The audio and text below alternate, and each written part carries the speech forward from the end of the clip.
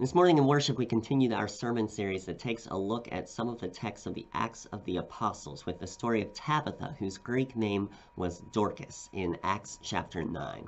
As a reminder, this text comes after the church had received the gift of the Holy Spirit in Acts chapter 2, the Pentecost story. So in a way, we're getting a little bit ahead of ourselves, at least in terms of connecting to the liturgical season that we find ourselves in right now.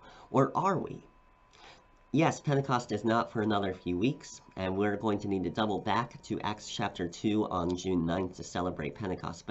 But stories such as this one are an important reminder and an important component of the Easter story because they remind us of and offer evidence of the risen Lord still at work in the world. We've got to be able to put ourselves in the shoes of the earliest followers of Christ who had to be wondering how the movement that Christ had begun, the movement of hope and mercy and justice, could possibly continue in the absence of its leader and its founder. How could they be assured that it was going to continue, or that the disciples actually had what it took to keep things moving forward?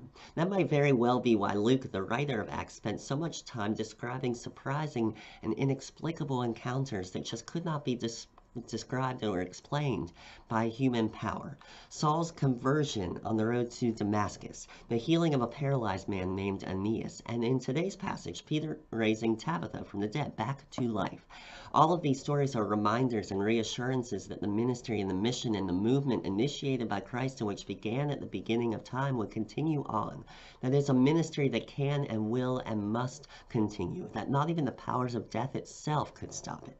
This story from Acts, despite being a post-Pentecost text, is also an Easter text. The ministry of Jesus the Christ lives on by the power of our risen Lord still at work in the world. The good news of this story is that the good news continues.